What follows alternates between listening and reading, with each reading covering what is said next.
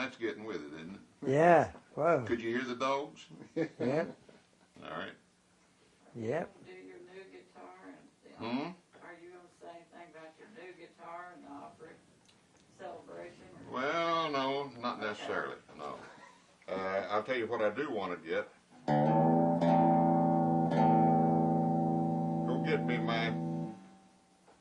Go get me one of my Grammer guitars and Green one? no, get me my old one, my guitar, my Grammer. You know, most of you folks know that, or not most of you folks, a lot of you know that I was the one that started the Grammer guitar, Billy Grammer. Okay. There's lots of stories out there about who did what and who did what. While you're looking at him, I'm the horse. And you're getting it from the horse's mouth. Now, there's two guys that was in with me, and they contributed. But I'm the guy that sawed up a J-45 Gibson and a D-18 Martin, and I compromised, I'm admitting it. I compromised some measurements and some bracing and everything, and came with a good guitar, and it was very exciting, the Grammer guitar.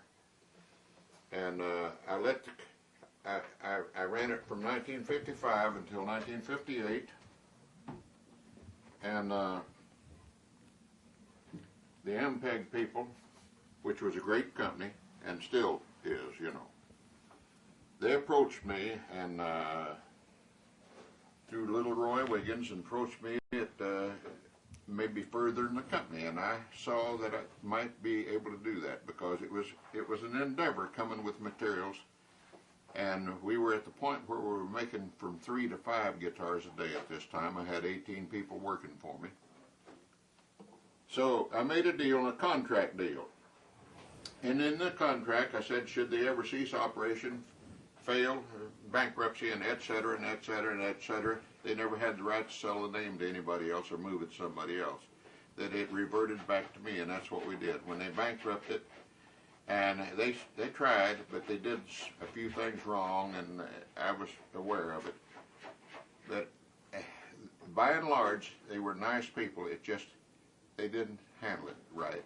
And it was very exciting. Every place in the United States you go and you mention guitars and Billy Grammer and Grammer guitar, somebody will know about it.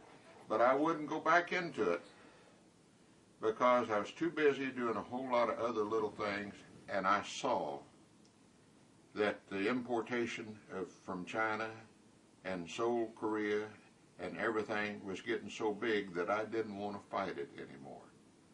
I still own the name, and someday somebody will come along and say, maybe, you know, that they'd like to, if they do, in the right price and everything, well, I'll sell the rights and everything, but I'm not going to give it away.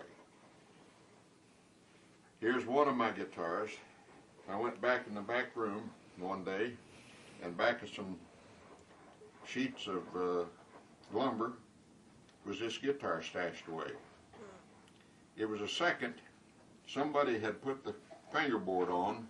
Rob, you know about this.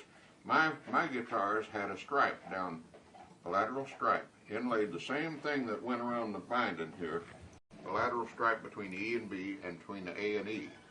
And they'd put a fingerboard on without the stripe. Where are you at, Rob? Over here. Okay. You know that much about the Grammer guitar because you're a champion. Okay? And I said, I didn't try to find out, but one of my employees was stealing that guitar, and I just happened to find it. So I just took it and took it home. And I was doing I did Mac Wiseman stuff, and I did Charlie Pride stuff, and I did a whole lot of rhythm, a lot of stuff. Now this guitar is a soft, I've got the wrong pick there, guys. It's soft, and it's got the punch. It's got, what did I do with that pick? Huh? It's a big pick, In your guitar? Yeah, this is one. This will do. Anyhow,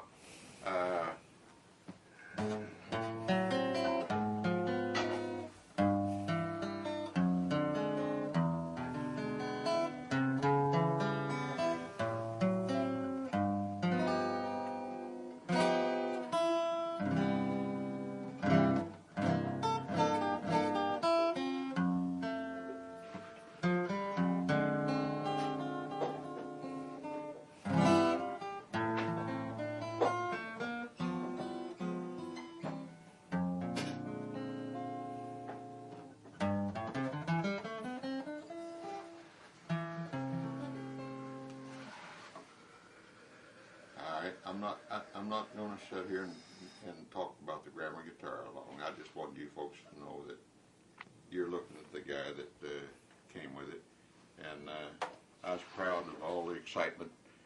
I never gave guitars to the artists because I was too small a company, and I knew all the artists. So you can realize that I couldn't do it. When you're building 2 and 3 and 4 a day, and finally up to 5 a day, you can't give guitars to the artists.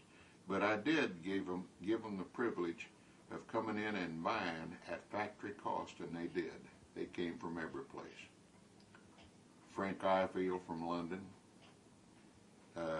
Rex Allen, Peter, Paul, and Mary. Peter Yar, I'll turn around, Peter Yar will stand. I said, "What are you doing here, Peter?" He said, "I want to look at your guitars." Took him in, and he picked out one that he wanted and everything. And that's the way it was, at cost. And bear in mind, at that time, my guitar was selling for $395 plus case, and substantially less at factory cost, see.